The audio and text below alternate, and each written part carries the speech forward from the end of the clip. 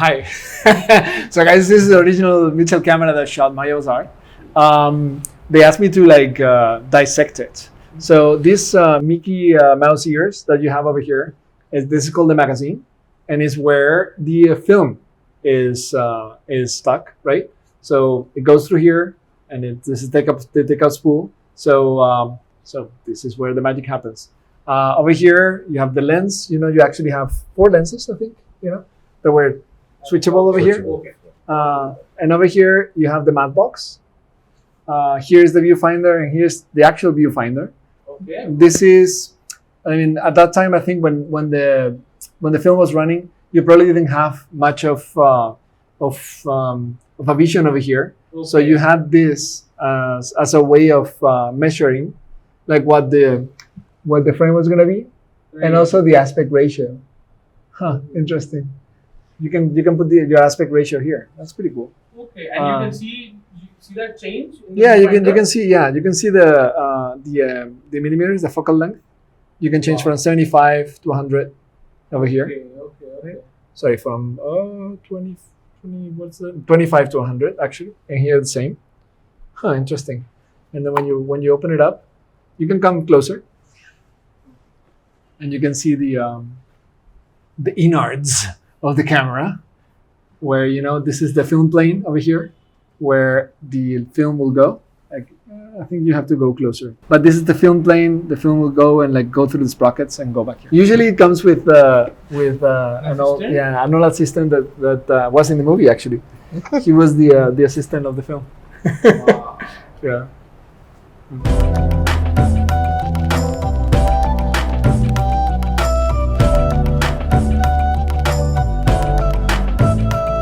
Hello, Dani. Hello, Glen. Thank you so much for coming to our office. We delayed the interview because we have this prop with us, which is the camera from Kaantha set. It's a Mitchell original camera. It's the original camera that actually shot my Ozark. Yeah. Which Legendary. We were very lucky to be in the same Suresh, room as the camera. Suresh and Rana lent it to us just for this you guys. interview. So yeah, this is an amazing prop that we have right here. Yeah. So this beauty was on set every day. And it was a pleasure to work with him as well. No, we're gonna do a proper photo shoot for that.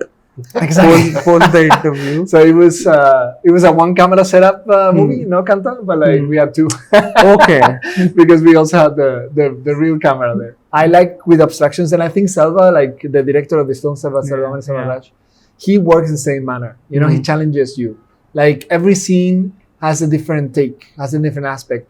I've worked in a few movies after I shot Kaantha, and when I came back, I was like, Selva, one of the greatest things that you have is that every scene that you wrote had a take, had some kind of something special that made us look for the best way to shoot it. Right. And I like that. Kaantha is a puzzle, and I love solving puzzles. So we had to find the best way to do it, right? And in terms of the visual design, before I contacted Glen, I had to find how this was gonna shape. So in this movie, it's a puzzle also of times, right, and of fiction, right? Because as you saw in the teaser, there are scenes that are in color, but that's the 50s. It's a period piece. Yeah. Then there's some black and white, and there's some black and white 4:3. So there's 3 digests, the 3 worlds, right? So I wanted to find a film in the film that was shot by this camera. Yeah. Right? So we talked about it, and we found that That's 4:3. Yes. That's different from Mahanati, for example, which is also a movie about movies. So there's going to be a lot of comparison. And on the same era also, right? Yeah, exactly. It has. The Mahanati went from 40s to 80s, right? This is set 40s, 50s. 40s. Right? So, Okay. Yeah. There's going to be a lot of comparisons about it, better to tell you that it's Yeah. nothing like Mahanati, So there's going to be comparisons, obviously, but because it's a film of film, but it has nothing to do with it. Yeah. So we found that the best way and the most realistic way to go about it is to go 4:3, and to have the limited access of the dynamic range that you have, right? So you have less dynamic range, more contrast, and he created a lot for it. We Right, talked about okay. the way he works is very interesting, huh? Hmm. And I don't think I'm revealing anything. No. No, it's in not the camera really- tests. He asked me to shoot frames that we like. Like Okay. we'll go to Citizen Kane, we'll go to like the Magnificent Ambersons. We'll go to which ones did we have as well? We Something. went. I think We went to a couple of. I think the one that we shot finally was from Citizen Kane.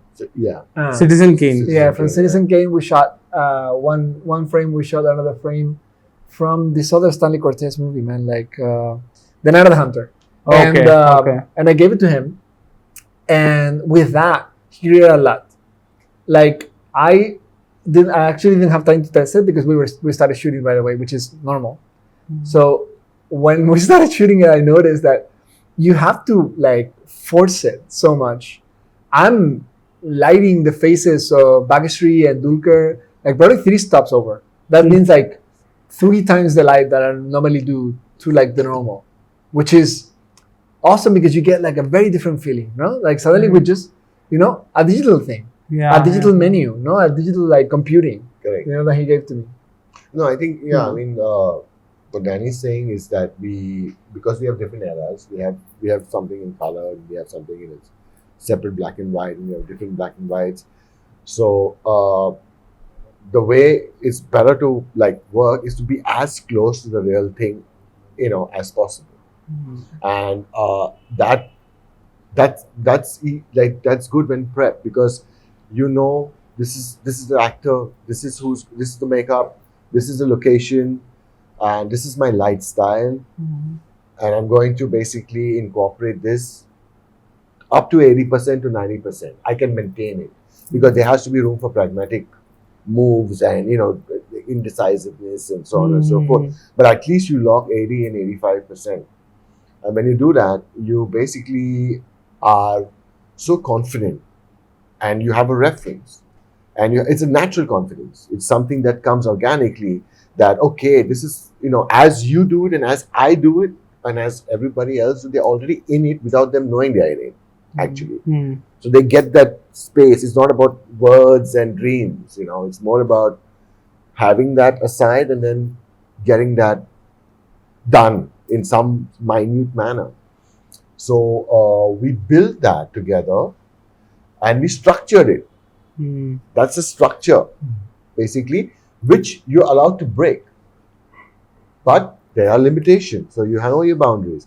For example, Dani saying that I had to limit the range in order for him to get that feel inside the light. Yeah. But yet have that flexibility because you're shooting digital, right?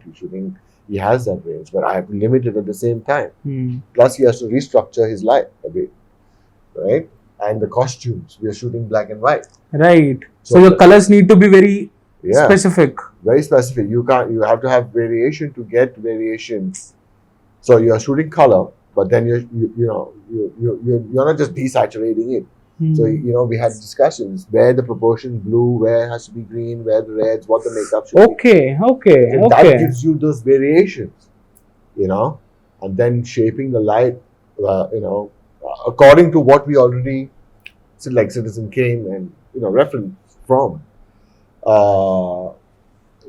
And that was like different eras, and for color and for there's 2 black and whites and Yeah, it's a new way of collaborating actually because usually when you collaborate with a colorist, you're already in the last trench of the movie, so you already shot it, right? But actually giving you the idea of what you want, he can give you actually like a frame to condense your idea in and contain it, so you can actually be more specific and actually push it through. Like even the present, we didn't want the present to look like a normal everyday life because it was already the 50s. So I wanted to add like a tinge of the past, and you'll see that. Like the moment, you saw that the teaser. Yeah, I did. It has that. Then it has that sense of period. How did you get there? It's a very different way. Even the frames in color, they have that. They carry that. Yeah, the feel. Fortunately, I've been blessed with shooting a lot of different eras. The last movie that I did in the summer was present time. Virata Parvam was 80s, 90s, you know, Green, Manati was like all over. Like I shot Sampachattar, which was year 75. I shot also, yeah, he loves that word. And so, you know, we achieved that. And then for the flashbacks, because this movie, I mean, it's easy, you know, like to say like flashbacks like black and white. But in a puzzle like Kaantha, it is so, I mean, it's seamless, you know, because there's a lot of going back to the past in this movie. And sorry if I'm revealing something. No, I don't think so. I think it's, you can see it in the teaser, no? It's simple. Like you go back to black and white, oh, like it's flashback. Well, when you actually watch the movie, it's going to be so much easier to understand and comprehend just because you're actually going back to flashback. And actually Selva and the editor, Anthony, could actually do wonders with the edit just because it was simple. Like you go from color, you go to black and white, you're literally back to the past, you know? So you don't have to explain anything. People already get it. Yeah, you know? Like, and I think audience. I mean, it's an age-old technique in exactly. a way. Yeah. Correct. But like now applied to something, to the contemporary editing, you know? So actually like there's points in which you will be like, I cannot reveal it, but you will be like, fuck, like they did it, no? Sorry to curse. But like in these moments, like you're gonna be like, I can't wait to see the film actually. You're really hyping it up, so I'm very curious to check it out. It's a pretty good film. No, what fascinates me the most about this collaboration is that, so it's not like you're shooting something and going to him and asking him, so I have this color, I have this frame in my mind, get it done. So it's not like that. Before you shoot, you're going and telling him like, this is what my vision is, and he is helping you realize it on the set as you shoot it. You know, but like there's something that doesn't happen in film, and it's the singular person. It's a collective. So it's always our vision, you know, like it's like the movie needs to be like this. I mean, it comes from the script. It comes from the story. Like, you know, like again, like I shoot very diverse films, and I'm glad to do that because I feel like I mean the same that actors are chameleons and they have to adapt to like actors characters, right? We have to be the same as cinematographers, and we have to adapt to the story that we're telling. So on this one, I mean, obviously we have camera and lens tests. For this one, I think we tested the Alexa 35. Okay. And we tested Sony Venice 2.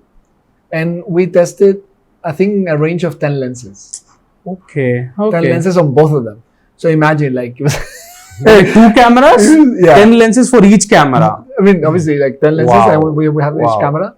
And then we had to do it for black and white as well. So I was sending him, like, he was like, oh, you know, could you do this with the light to see, like, how it looks like? You know, could you do this, blah, blah, blah. And at the same time, we were looking at images, right? So a lot of range, a lot of varieties. Like, we shot the test, and then I was, you know, in my room, looking at things, you know, thinking like, okay, like, this could be the thing, this could be...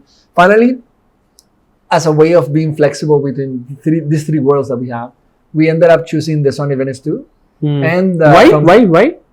Because the Sony Venice has one capability that the Alexa 35 has not. Well, there's two of them. One is that it has dual ISO.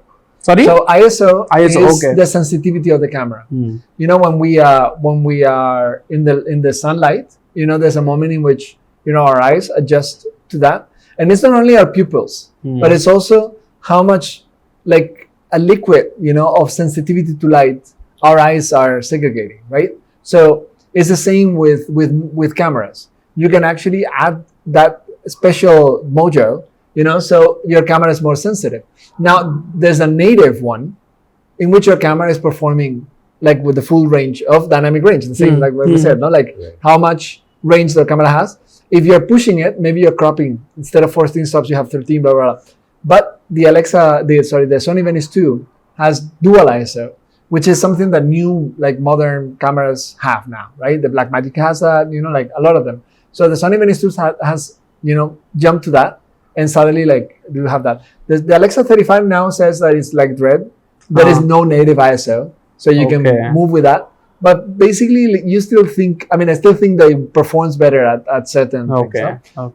This film had a lot of range. Like, I was going to have to shoot very fast because Dulquer only had this number of dates. Sorry to interrupt, how exactly would you define range when you say this film has a lot of range? So nights, Right. night exteriors, night interiors, sets, with lights. Like we had to shoot film within the film, and then how that is shot. So you not only have the lights that are lighting the set from the setup from the film within the film, but you're also lighting that set. So you have double the lights, double the cameras, right? Oh, okay. So okay. you needed that range. You needed that dynamic range, and you needed also that range of figuring out if we like now we're shooting with all this light. I can go to this ISO, I can go down in sensitivity, but when I go up outside and is this field, how I'm gonna light it? No, so I like to use minimal light if I can. Like the less light that I can. I think producers like me because of that. Yeah. They're happy. Producers are happy with me like that. And that way, like this camera does have that ability to actually go to 3200 ISO. Low light. And like it's Yeah. not even low light. It's just like another notch, right? And it's another step that you can go, and you still have those 14 stops clear, without noise. It's the same, but at 32, and that was part of it. And then I wanted, like in Mahanati, we used two different sets of lenses, anamorphic and spherical. Here, it's a film within the film. It's a puzzle. Like we actually ended up going with anamorphic, but we decided to go with Cook this time with a new lens that is the special flare full frame. So we could actually use the 8K of the Sony Venice 2 full. And what it gives us is an anamorphic image that didn't have the issues that the 35mm has, and is that it is very tele. It is very telephoto. Like everything is like, narrow. Closed. Yes. Yeah. Whereas here, like what we saw, like Selva and I saw in this one, was that it's a movie that's here, it's in the close-ups, it's in this feud between these two people, right? Right. But it's also wide, like because they're in this set of the set, right? So it had to be like intimate, but it had to be also like Expansive. So this combination was the best for us because Alexa 35 at the end of the day was going to be tighter, and our whites were going to be like tighter as well. No, so this combination gave us the best example to get to that. And when he says that there are two black and white sections in the film. One is the film and then the film within the film. Like how was your approach to these two things? Like to differentiate between these two? So we have three things actually: color to film and then film in the film. So start with the color because baseline. In film, there is another color section. No. There's Film There's and film. three worlds. Okay. Yeah. Color, black and which white. is present, past, which is black and white. Black and white. And then the film within the film, That's black and white, right? which is black and white, 4:3. 4:3. Yeah. So that we have already explained is that Tri-X, which is the stock from Kodak that was available at that time, right? So that was Now- shot on film. No, no. it was Okay. shot on a digital camera. We use the same camera for everything, Okay. but the LUTs that were given by Glen Okay. came from very different approaches, right? And this one came from his background as a colorist of film. He has like a lot of data of actual celluloid and how it reacts. Right? Like the way that we collaborated on this one is that he asked me like for references. Like I talked to Selva about references like for the whole prep. We started prep for Kaantha.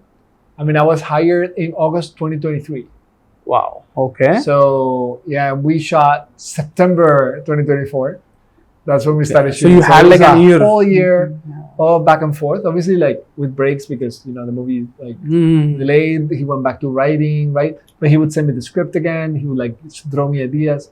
But the last 3 months before we started shooting, there was a lot of prep, which is awesome. Like because we could be very specific about what we wanted, and we like he's a film buff. Like I'm a cinephile, so actually like talking to him was very exciting. And we talk about film the whole time. And yes, from the 50s, like you said, Glenn, we wanted to get a filmic image. And in the 50s, like color was, very new. So we talked about like Technicolor, about like ways of achieving that color, blah, blah, blah.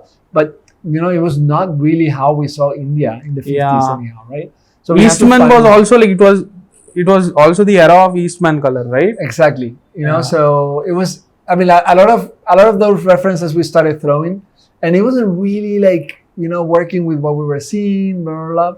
So we actually made a blend of. I think I threw three images I sent you, Right. and from there we kind of brewed this lot for the black and white to contrast with the 4:3 film with the film. We wanted.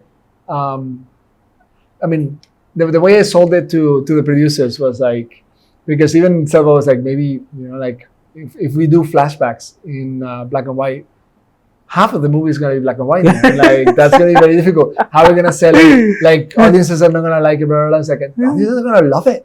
Like especially like Tamil, Telugu, and this is they're very wise. Like nowhere else in the world we have such cinephiles. I mean, I'm telling you honestly, like having worked in America, having worked in Europe, like the way, like the questions that people ask here Yeah. are so particular to cinematography. Like nowhere else in the world. Like, I mean, I'm inexistent in Spain. I'm invisible in Spain. In America, you can still get a little bit, but like here, the DoP is like, oh, the DoP, because they know, like like a lot of cinema. Like they know grammar. Yeah.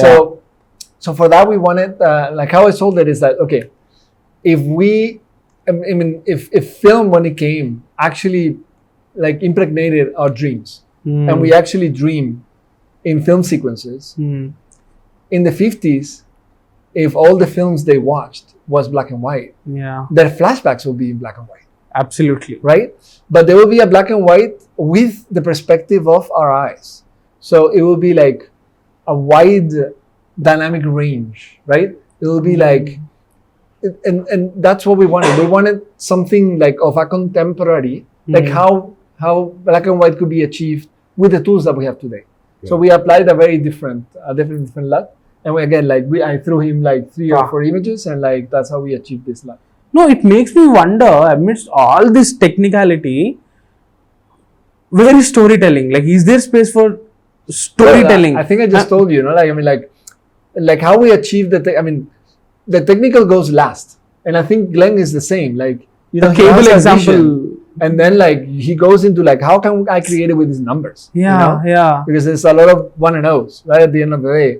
But like the way that I saw flashbacks was like, if I was a person in the 50s, I would dream in black and white. So what does that dream look like? How can I get to the dream of a person in the 50s? And that's how we build the flashback. Yeah. How did you interpret Madras of 1950s? This is my first Tamil film. Like, I started shooting in Hindi, then Telugu came along. Maybe soon I'll do some Malayalam, some Bengali. It was with great pleasure I delved into Tamil industry. The thing about the South is that all these, 4 industries are tangled together. They kind of like the different ponds, but people swim in the different ponds, and they have waters here and there. So before I went to Madras, I actually like knew it from movies. Like when I went to Madras, I'm like, okay, like like it's like when you go to New York City or you go to LA, and suddenly you're like, well, when you go to LA, you realize that it looks nothing like the movies, and you're like, oh, really? It doesn't? No. The LA is, first time you get there, you're like, oh fuck, like people are magicians. Like how did this happen? This looks nothing like the movies. And New York is different. New York looks like New York. It's very realistic and stuff. So the way I portrayed like Chennai and Tamil Nadu in general was actually through film, and that's how like my first approach was. SaLo is from Tamil Nadu, so his was a very different take. Even though he's a film buff, like his was a very different take. So I think our visions got together, and like obviously with every member of the team, but that's how we kind of try to approach that vision. So when it came to Glen, we just came with different perspectives, different assets, And can we blend them together, Glen? And Glen was like, okay, let's look into this. Like maybe What like, were is this- those assets? like how does color like one of the things that I always say is that whenever you look at a photograph and it's vintage, like some of the layers of the emulsion have gone off, and the first one is blue. Blue. Yeah, Why? Why does blue is the least sensitive color okay? in our eyes. Like I think out of the trumpets that actually gather color, only like 2% or I forgot the number. It was like 12 to 2% is blue. Everything else is like red and green. Right? Okay. So it's the same with film. Actually, it's the first pattern now because it has to capture the light first, because otherwise it won't reach after green and red. So yeah, like that's why like when you look at the past, like vintage, it looks like sepia because the blue has been extracted from it. Right. So that's where I started looking into this look of the vintage, and then like with like which references do we take, no? And then I started bringing back and forth. Like, can we get this red? Can we get this green? Can we like so? This shifting of colors was something that he crafted in his like which is bowl. Which is cauldron. He added like this ingredient, that ingredient, and like he cooked this lookup table. That was the present. Wow. Now in films we keep hearing this thing, right? Like I said, these fundamentals. Like if somebody is sad, you go blue. If you have to exaggerate anger, you go with something like a red. So there is a specific emotion associated with specific color. Doesn't have to be doesn't have to be exactly that, but we associate certain colors with certain moods. And Kaantha is a film that I've been told, and from the teasers and all, it's about this tension between two characters. So how do you play with color to capture that in the visual? He does his part, but to exaggerate that or to capture that. Okay, so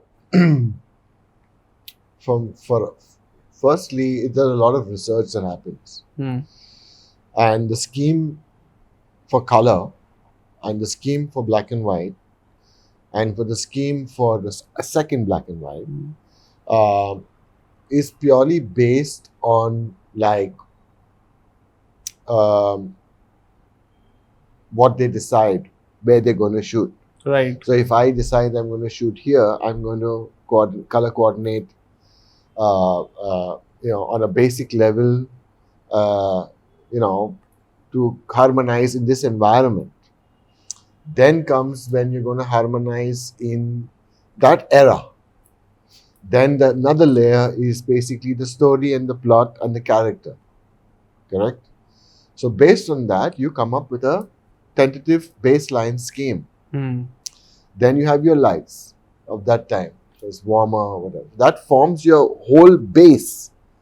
Now to steer out from that base, you need to be very careful because you have very small room, because this is not it's not being portrayed as a full fiction. Right. Right? There is some realism, some layers and some realism to that. Yeah. So, you can't just tone it and exclude, things and not leave the ugliness. I don't want to keep everything look like beautiful. Because even that in itself, being able to do that is also an art in itself. Because, to break that thing down with multiple layers, to have the rawness in, yet have the glamour, yet have the right proportion of the frame and composition, the lens, the softness, plus, of course, you don't want to go out to read the audience's minds and stuff like that, but you also have to cater to what everybody is used to. So you're a little bit avant-garde, but you're experimental, but it's a thin line. Yeah. So it all depends on the project, and most importantly, the collaboratives. So Dani allows me and trusts me to do what I have to do, and he also reciprocates to that plus the producers, are supportive, plus the actors are supportive. Because they already know how they look when you on set, 80%, 85%. So he can choreograph the light based on the script, based on the thing.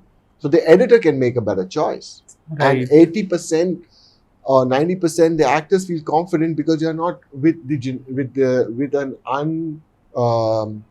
not, I wouldn't say scripted, but unprepared, color managed, color theory from zero. So they can see, it looks already prepped to a certain degree, right? Like 80% done.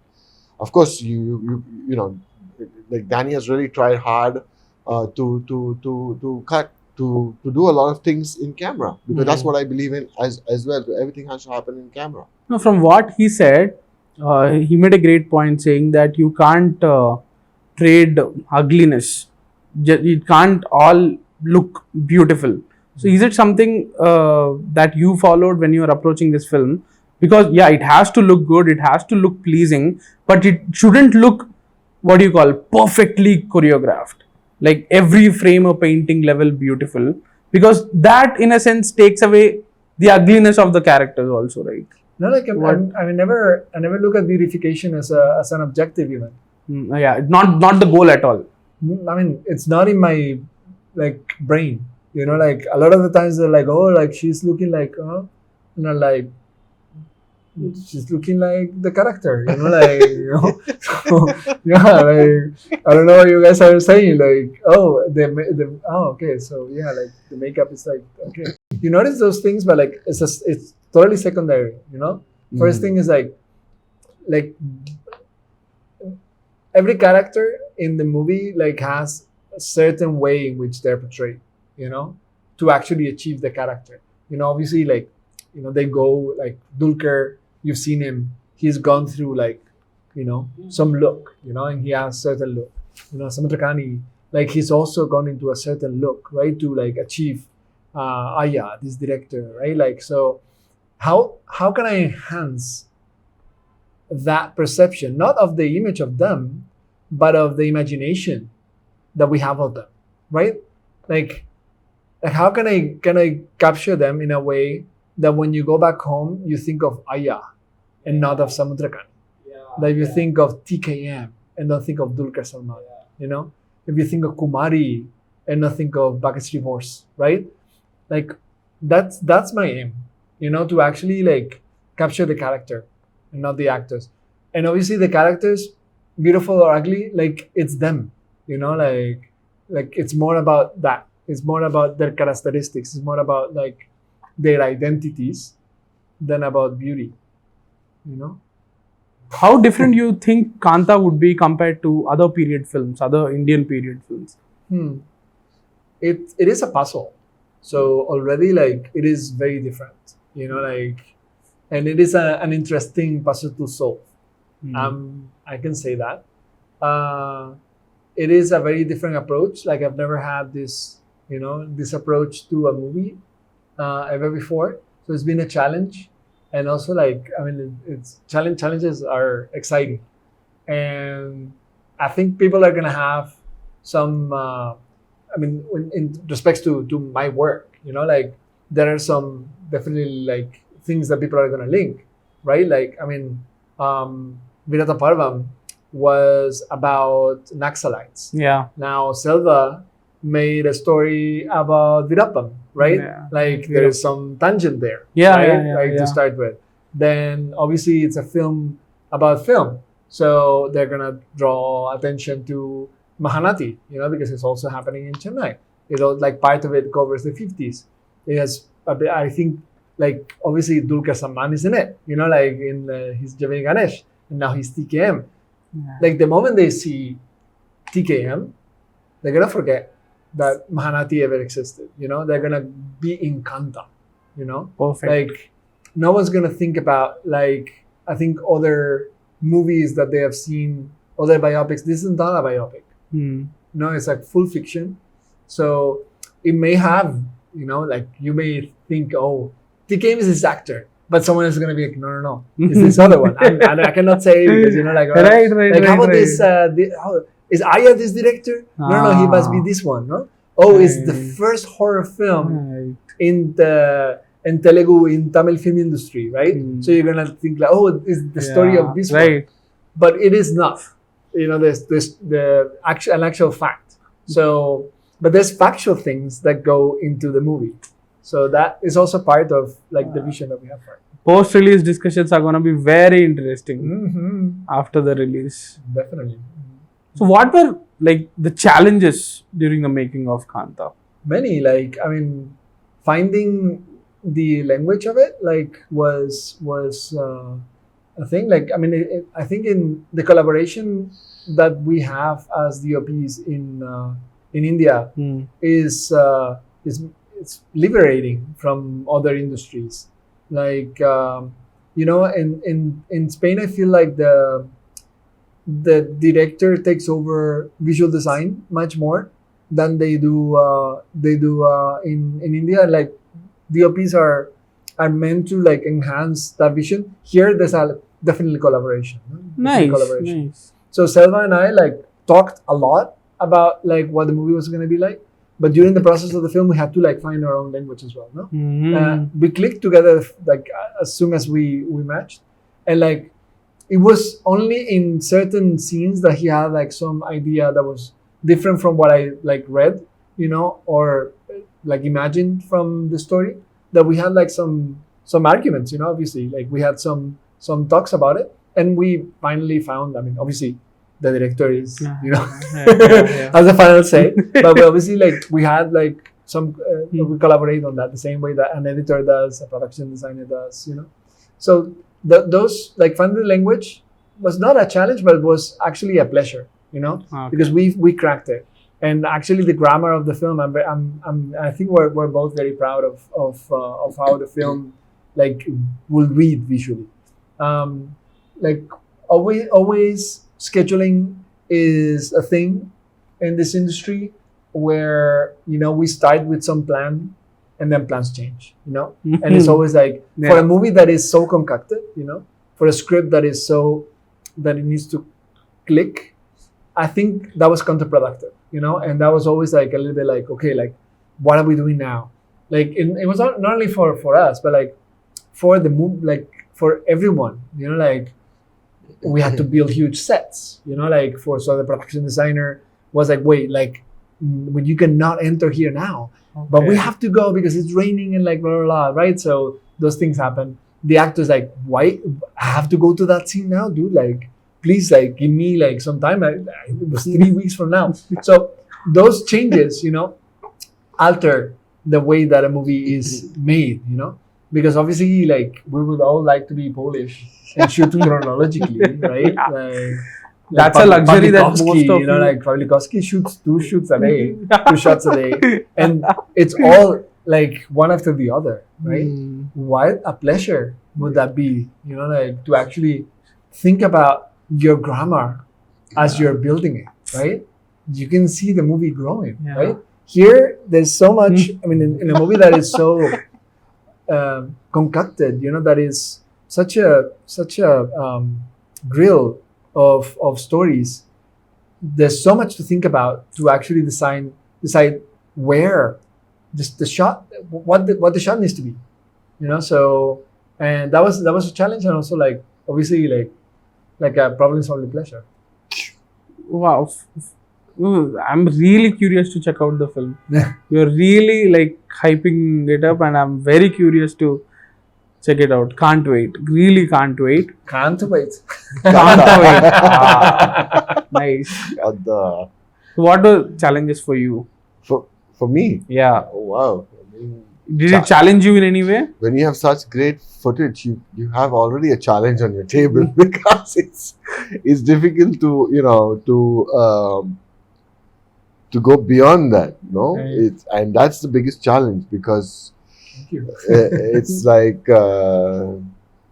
it's a challenge in itself. You're not limited, but you just can't go beyond that. But have there been times where you said, yeah, this already looks perfect, maybe I really don't need to work on it that much? Have there been instances like The that? whole film is like that because we've structured it like this. Right. You know, I'm here to finesse it. Hmm. And when you're in the process of finessing, it's again, like Dani said, it's the language, right? So you build, and you normally just don't come and sit on a film and like how, I don't know, but you know, you come, you sit, you grade and you go. That doesn't really cut it because you don't have time to actually be with it. So it's like so quick that you have something and you say, that's it. So imagine he's been on this project also from August 2023. 2024, 24. Okay. right? Like we brought him, I think before like July, because we did the camera test on July 2024. So, yeah. You check those tests, and then from there we did the Next test, images, you know, to create the LUTs. Yeah. So from there, like till now, you know, locking the reels, you know, it's been a long journey as well for him, you know, and it's better, you know, to have that person, you know, that's going to complete, you know, the look of your film already as a collaborator, as a friend, as a supporter from the very beginning, you know, because then like what he said, no, like you're already in a frame, you're already in the mood, which is true, you know, and I feel like, I mean, it's the first time that I see a director go to a colorist and be like, thank you so much for the LUTs, you know, it really helped us, you know, like enhance our imagination of the movie, you know. I think the actors feel the same way. Wow. A couple of final questions. When you talk about sets, it's really fascinating because in Kaantha, there are sets of film sets. So how does that work? Yeah, that was the most amazing thing about this movie, you know. In fact, like when I joined in August 2023, we wanted to have like a real set of what will be the 50s, no? Like, so you would enter and it will be a set. But obviously, like when you enter and see a set, like the camera won't be able to see through the limits of the set. Like it will be like, and I mean, if it's a house, I'm in a house, you know, you'll be here, right? What if, you know, like we actually put limits to the walls, and now you have the floor, and then you have the set. You can easily differentiate between exactly. the So set now and you have like an image of the set, and then you have an image of what the set will be. So all this adds to these layers of this onion. Did you do that all this here? irony. Yes. Wow. Okay. Yes. So from that idea of August 2023, we actually came down to no. We have to see this another layer of irony. You know, people like the moment you have a fiction within a fiction, like the top fiction becomes more real, more realistic, right? So that we wanted, you know, and we wanted to show you this is a film, right? In a way, like when you show there's a set, you know, it's a film, right? And then how to shoot that is also like obviously like another problem to solve. Is like because I like to use the same lights that I'm seeing on the floor to be able to light the set. So whenever I give you the wide, you know, of the limits, you see, you know, there's wood on the floor and there's some bamboo like holding up the sets, right? Like I want to use the same lighting to light the shot. So we had to find like obviously vintage lights. We had them powered. Okay, all the props, the vintage props like this one, like a lot of collaboration with production design to actually make that happen, right? I think at that point I have to say like Ramanaidu, like Rana and Suresh Babu were very helpful that way because they're a saga of both of them, like even Wayfarer, no, like Dulquer Salman, also they're saga of filmmakers, you know, of film buffs. So, you know, they were very helpful with bringing up this material because it's impossible. It's impossible to source, right? So this is owned by Rana and Suresh. You know, the lights we actually got from its own like lighting company. We got some from Chennai. Some we got from the Malayalam industry, because obviously okay. they have to survive, the damage of time, because they have to look new. So we had a dolly from that time, right? Wow. All of this will be seen In the film. in the film. And how many sets are in the film? I don't know if I can say that, but Okay. there is. I mean, I think in the teaser you gonna see a few of them, right? Yeah, there are multiple. Yeah.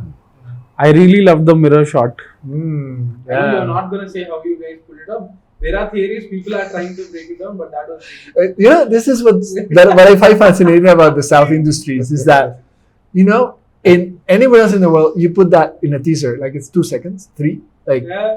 maximum 5. No one would care. We're like, oh, haha, that's cool.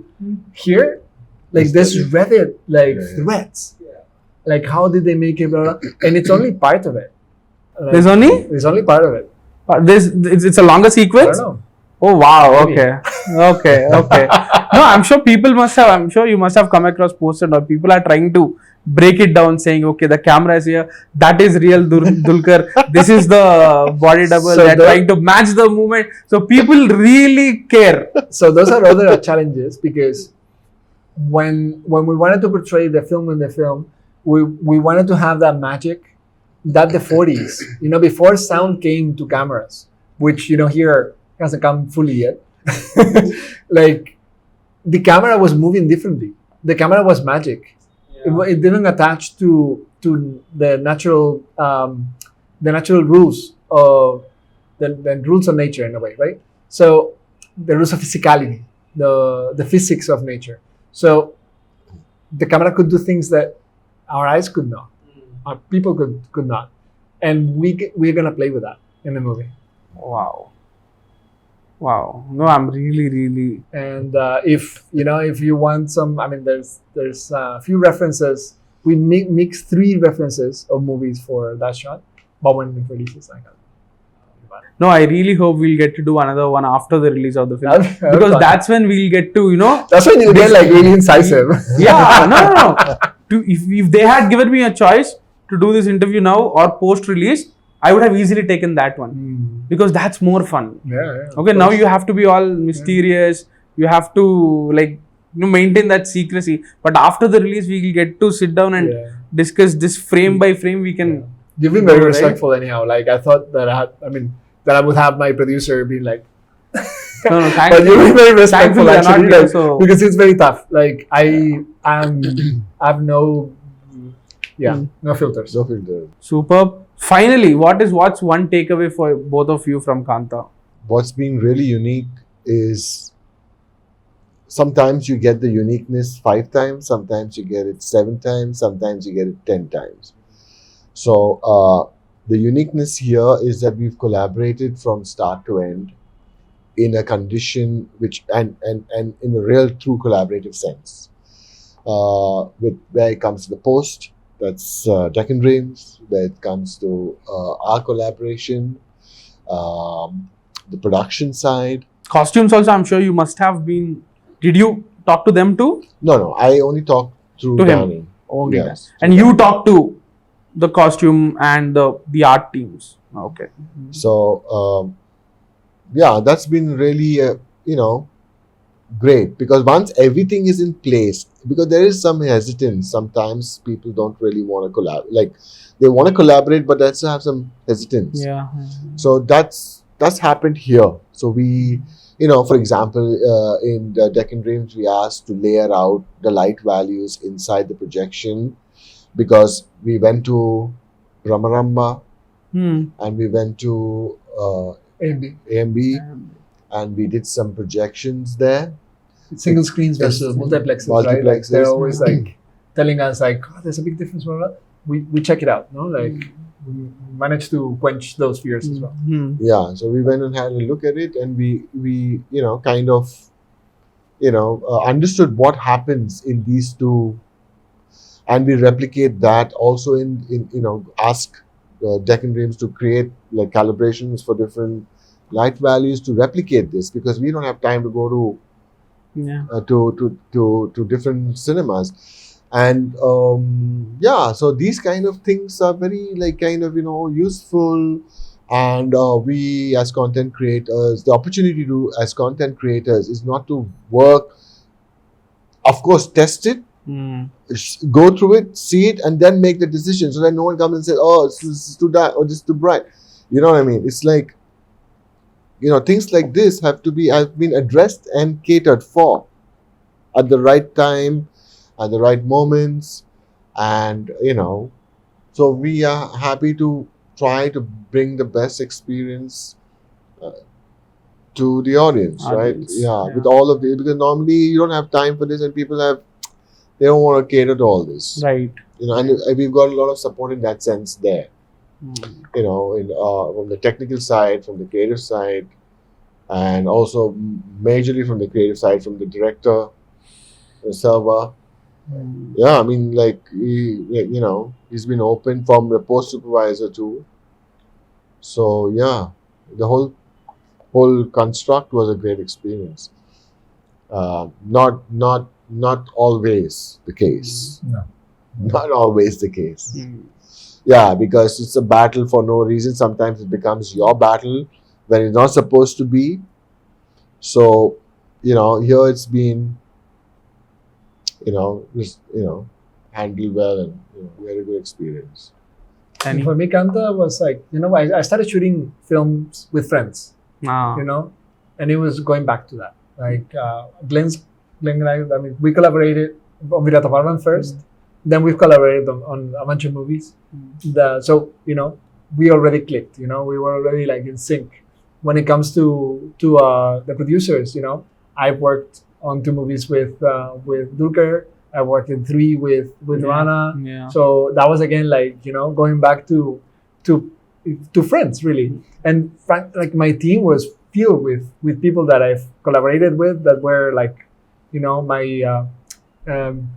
my champions. In a way, like Nishant, when I landed in Telangana, he was Nishant Katari. He was the he didn't know even how to color gel. Right now he's a DoP.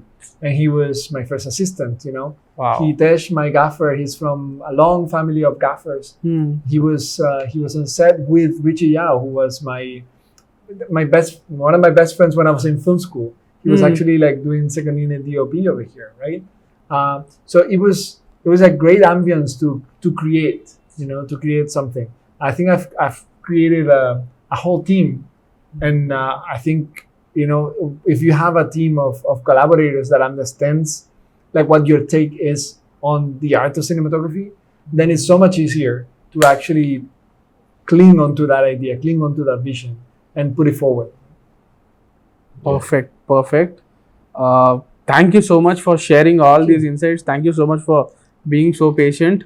I'm really, really excited to watch the film, especially after I really liked the teaser. But then after this conversation, I'm like, damn it, I need to see this film ASAP. We really want you to watch it too. I can't wait. I really can't wait. Can't wait. So thank you so much, guys. It's a pleasure. I would really love to have a conversation post the release of the film. Sounds great. Or even after it comes out on streaming, so we can sit down and discuss scenes. Perfect. So sounds great. Looking forward to that Looking also. forward to that too. Thank you so much, guys. Thank you so much. Thank you. Thank you. Always a pleasure. Thank you.